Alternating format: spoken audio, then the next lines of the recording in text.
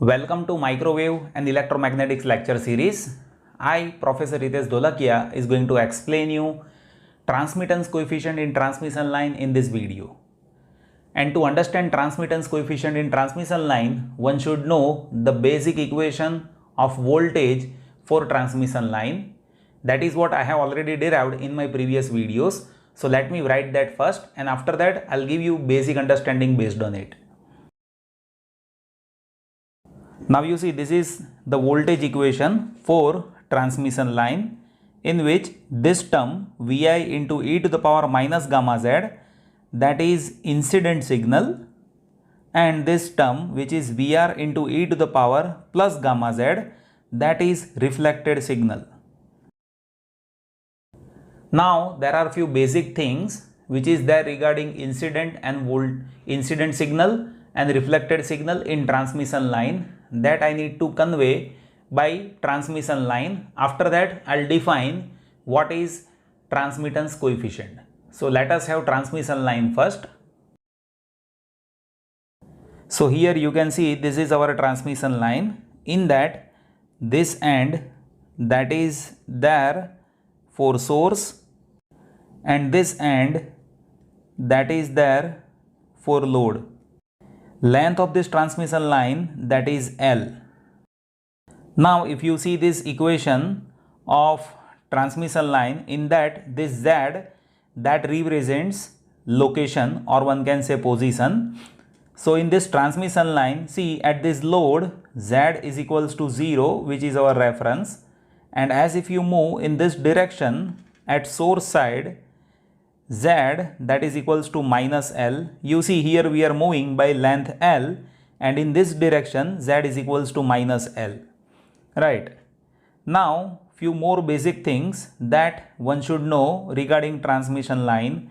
See, this is incident signal, and direction of incident signal, that is there in this direction, and direction of reflected signal, that is happening in this direction. Now here I just want to show one animation. You see that animation. So at load side, if you observe, signal is getting reflected back, right? So as if we talk about total transmitted signal, then total transmitted signal is incident plus reflected signal, right? Total transmitted signal, that is incident plus reflected signal, you see in animation. And reflected signal is reflected signal, right? And incident signal is this much. So here transmitted signal, that is incident plus reflected signal, right? And incident signal, that is Vi into e to the power minus gamma z. And based on transmitted and incident signal, we can identify transmittance coefficient. See, transmitted signal divided by incident signal is transmittance coefficient. So the basic definition of transmittance coefficient is, it is a ratio of transmitted signal divided by incident signal. And here you see transmitted signal is incident plus reflected signal, right? And incident signal is this. So if we take ratio of these two, we will be having transmittance coefficient. Usually I note transmittance coefficient by tau, and that is equals to transmitted signal divided by incident signal. Now let us place transmitted signal and incident signal in this.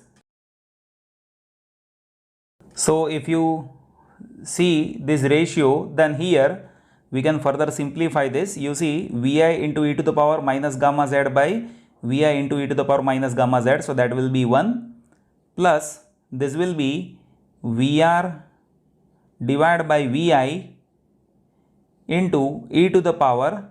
Now you see this will go in numerator, so it will be plus 2 gamma z. Now if you see this, then that is what? Reflection coefficient, right? What is reflection coefficient? Reflection coefficient is reflected signal divided by incident signal.